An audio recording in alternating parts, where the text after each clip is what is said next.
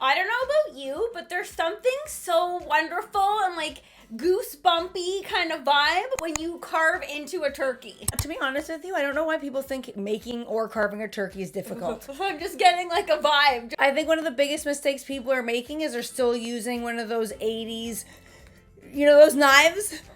Like Clark Griswold? Yes, I should stop doing this. That is the...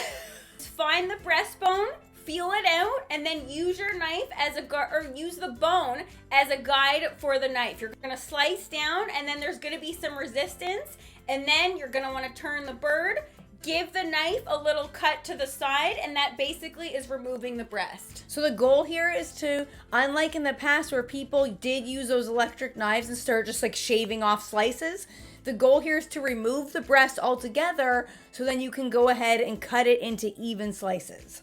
See, look it's coming on. There's like something that's so satisfying of feeling that entire turkey breast removed from the bone. Okay, so then after the breast is removed, there's no science behind this part. It's just get the legs off. You can for sure take the meat off of the legs if you want, but I kind of like the way it looks like presentation wise. And then if someone wants a whole leg themselves, let them have that. I don't know who wants to have leg meat off the leg. You want to grab it like that and you want to just attack it like that. Yeah. Here's where we get into the slicing of the breast. Like Kiki just mentioned, this process is basically so that everybody can get some skin. Let's be honest. Otherwise, if you did the old-fashioned way of slicing, that very first person is getting all the skin.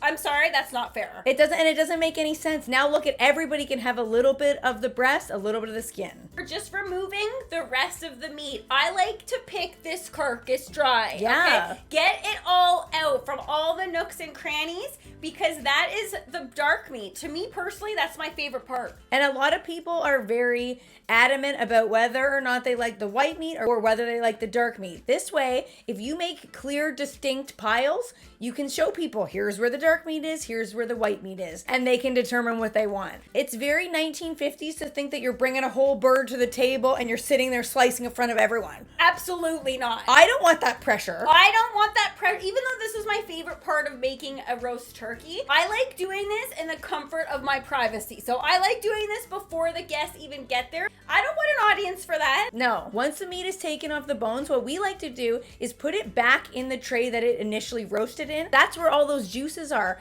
Then we take the dark meat and toss it in those juices so it can stay nice and moist, because when we make a turkey dinner, it's very rarely being served the second it comes out of the oven. And then everyone can just help themselves. Clearly you see leg, breast, dark meat. Serve yourself. If we see you throw away your carcass, we are coming at you. I don't care where you live. We will find you. We will hunt you down. Stop throwing away the carcasses. I don't know who is throwing away a carcass. Lots of people do.